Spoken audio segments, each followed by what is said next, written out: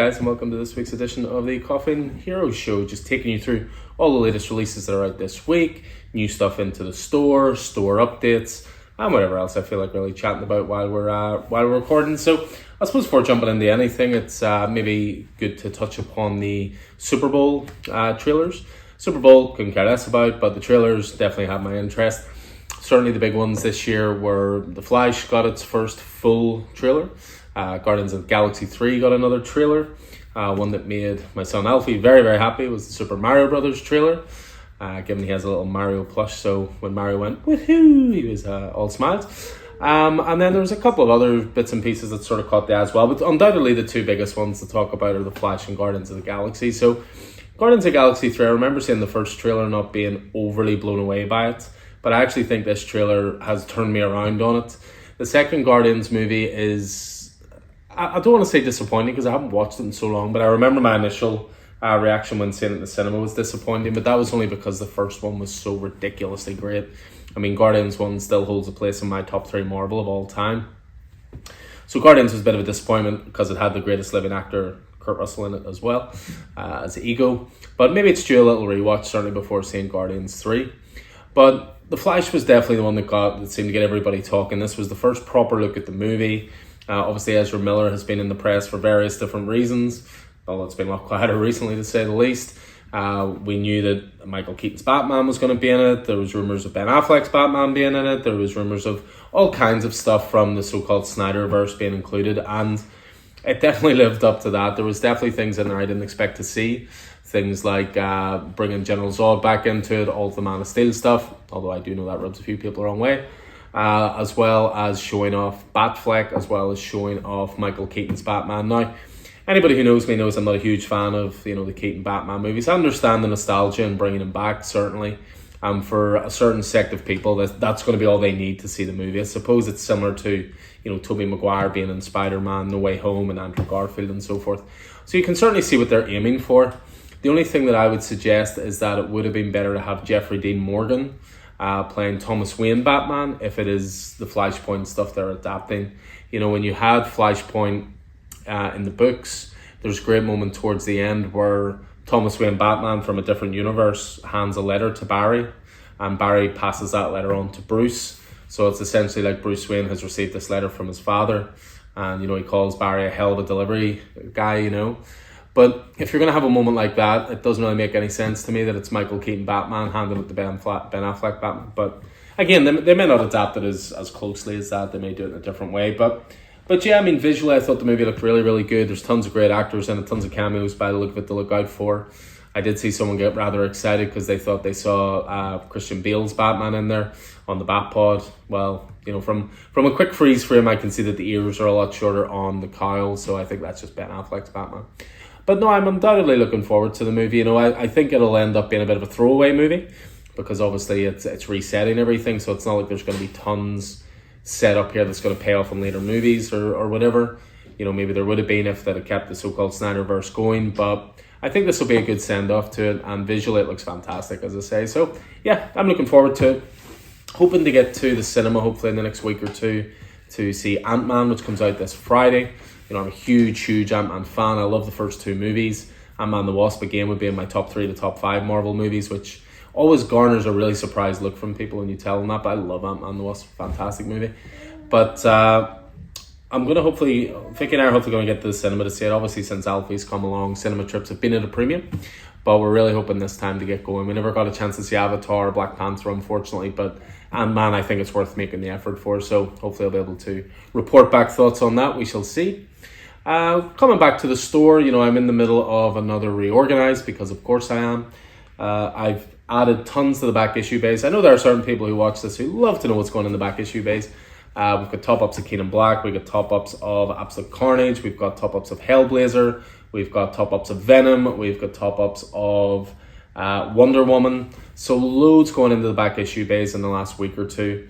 Absolutely loads, and I'm looking forward to getting to my stock upstairs again to do more top-ups, but that'll be done once we finish remodeling upstairs, which Vicky's working hard on. I'm not working quite as hard as she is on it. But yeah, we're hoping to get that done, so it'll be much clearer, much more organized, and then we can always get that stock down a lot quicker and make sure the stores as bulked out as possible. You know, I've added new packs to the run section. There's been a few new omnibuses have come in. I've placed a massive omnibus order that I'm waiting on coming in. That should be in next week, I think. So that's a big one to look forward to. I might even do a wee separate video just for it, because it is pretty big delivery coming. So yeah, just all go, no quit as ever. I'm going to be reorganizing the graphic novels within the next few weeks. DC's getting its own section, Marvel's getting its own section. We've got new stands for in between the graphic novels. We're always looking at ways to improve the store, and hopefully you'll see that within the next couple of weeks. There's been a bit more merch come in as well, reorganized there. All the DC collectibles or DC Direct statues are all together.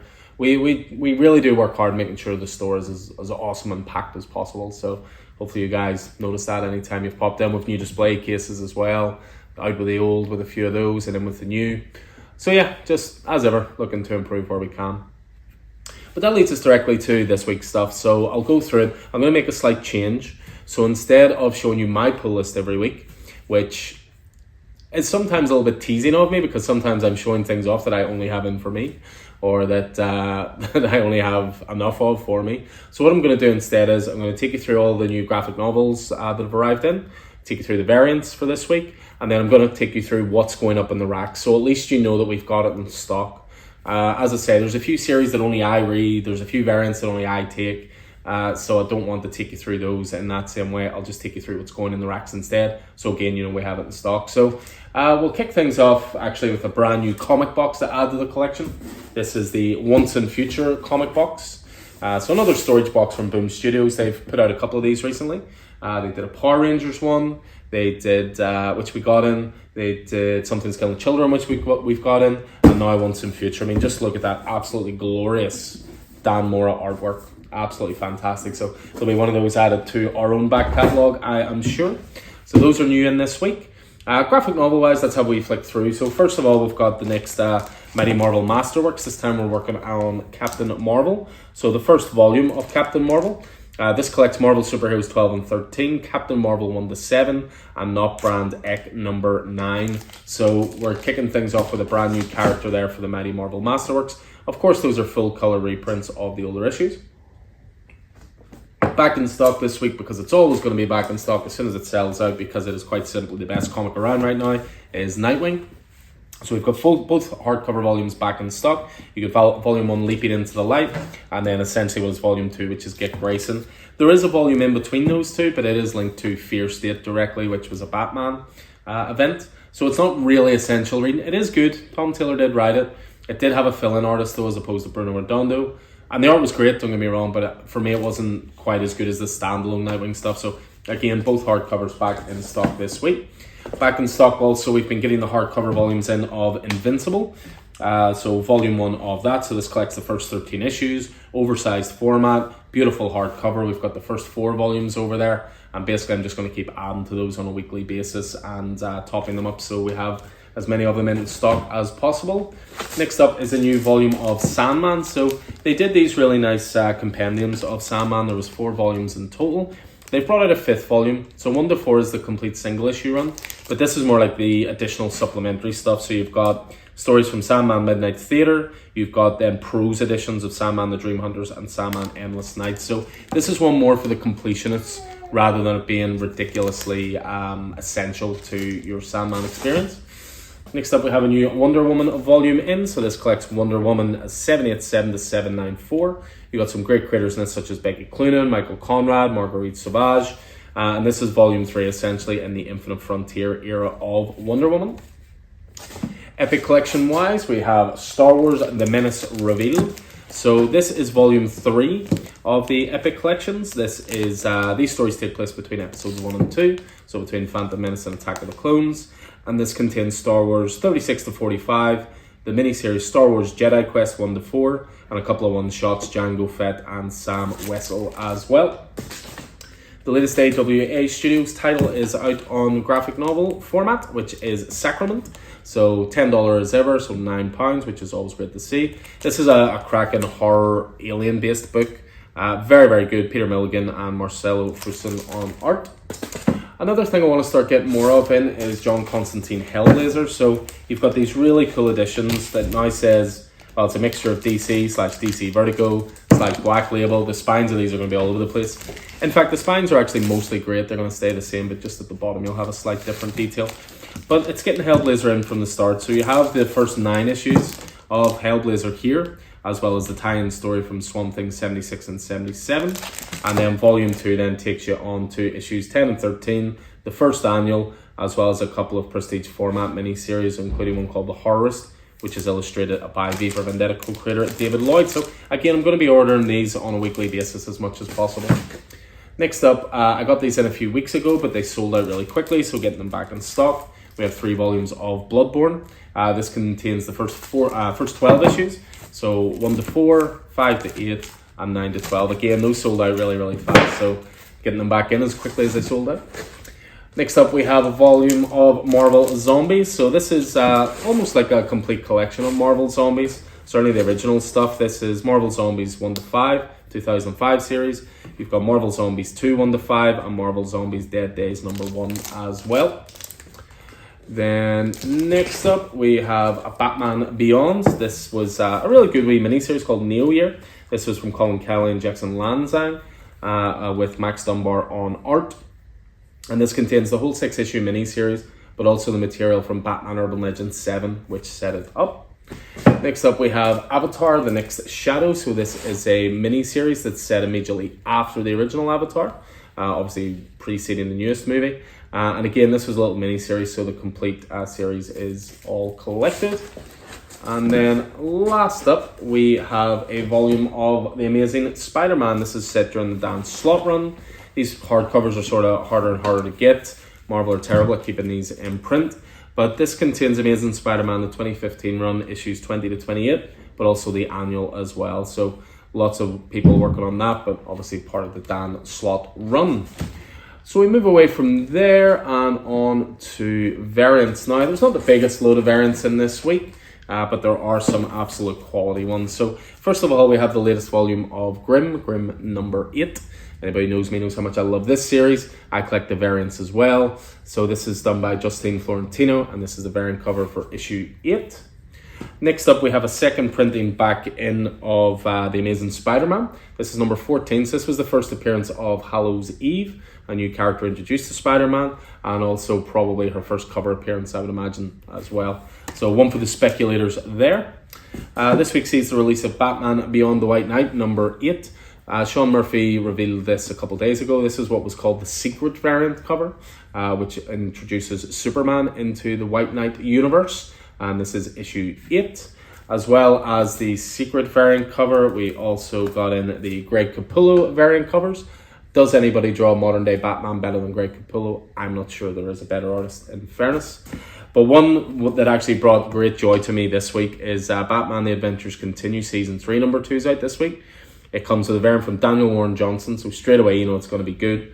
But it actually has him fixing up the animated series Batmobile with Alfred in the background at the ready with tea, of course.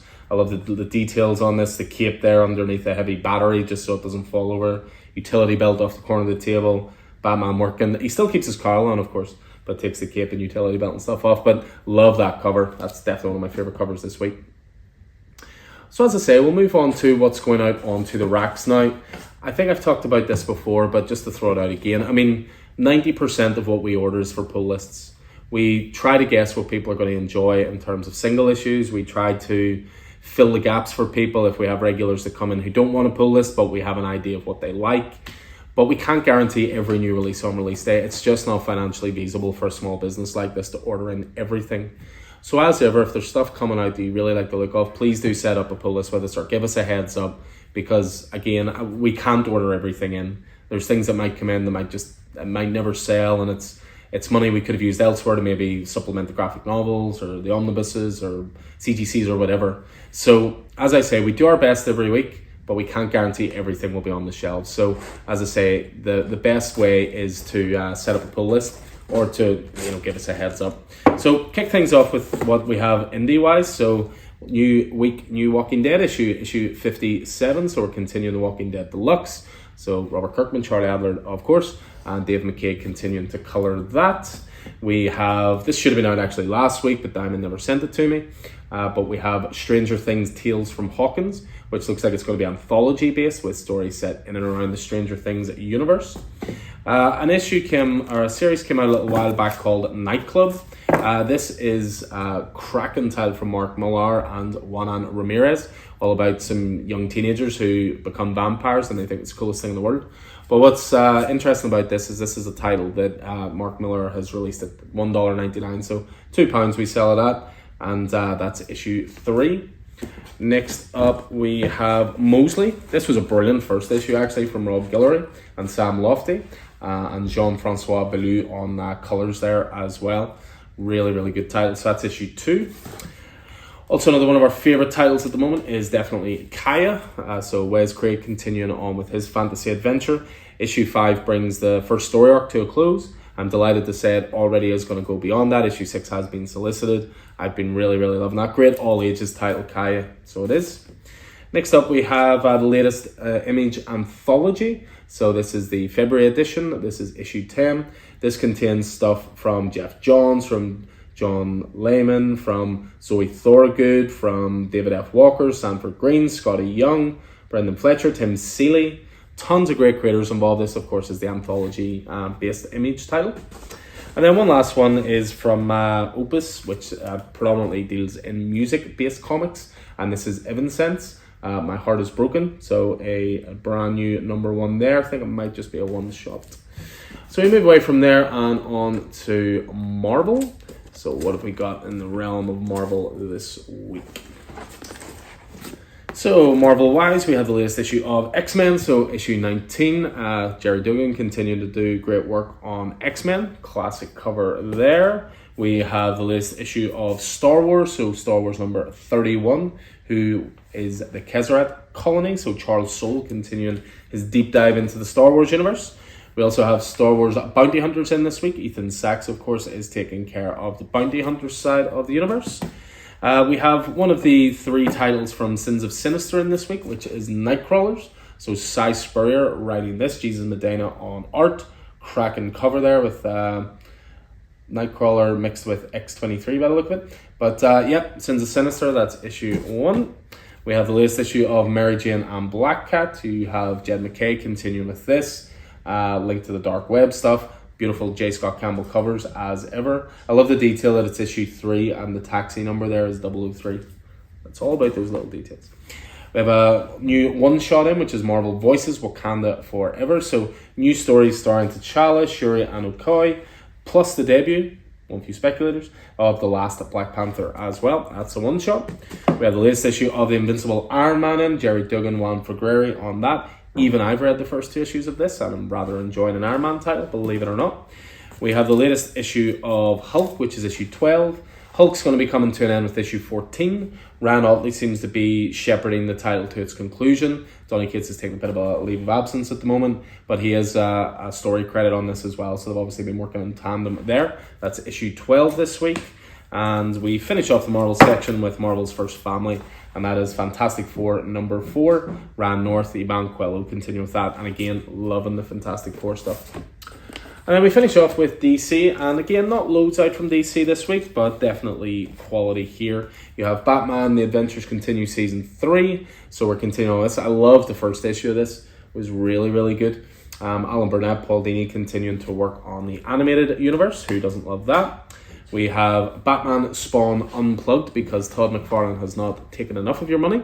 He has now released Unplugged, which is a black and white sketch version, essentially, of the issue, which, of course, features art by Greg Capullo. So, again, it is a gorgeous-looking book. Now, the latest issue of Batman Scooby-Doo Mysteries, which are always good fun, good all-ages stuff, issue 5 of 12. I mentioned before, obviously, with the variants, we have Batman Beyond the White Knight. Sean Murphy, of course, writing and drawing. Dave Stewart on colours. Glorious cover there as well. I promise that is not me holding anybody hostage upstairs. That is Alfie doing his best to be quiet, which he's done very well through this video, but he clearly wants my attention. Danger Street is next up, so we're on to book 3 of this. This, of course, is the Tom King Jorge Fornes title, featuring about 1 million characters you've never heard of, but has been really, really good so far. Next up, we have DC Universe, Lazarus Planet, Dark Fate. So we're continuing on with these one-shots. This seems to be setting up the Doom Patrol stuff. As it says on the front, Doom draws near. Lovely David Marquez cover, and then you've got people involved here such as Tim Seeley, Dennis Culver, Seth Kaplan, Chris Burnham, FCO Placentia. Loads of really good creators working on that. And then we finish off with Wildcats issue 4. And again, just a great 90s throwback title. Tons of fun, class art. Matthew Rosenberg knocking out of the park with the writing on that. So yeah, that is everything that is in this week. They'll be going on to the racks for Wednesday, New Comic Book Day, the 15th of February. I should mention as well that obviously we've got the boards in the store. We've got a podcast out. We've done everything we can to let you know all the stuff that's coming out for April. And that order's due this Friday. So if there's anything that tickles your fancy, let us know and we'll get that on the pull list. We will get a chance, as I always like to say, a couple of weeks down the line with the FOC list where we can top up our orders, but it's always best to know in that initial order. So if there's anything that appeals to you, just get in touch and let us know. But as ever, I hope you enjoyed this. I hope it proved useful, keeping you up to date with what's out this week. And as ever, anything appeals to you, just get in touch. So I'll look forward hopefully to seeing you in stores soon. Hope you're staying safe out there. And yeah, take it easy.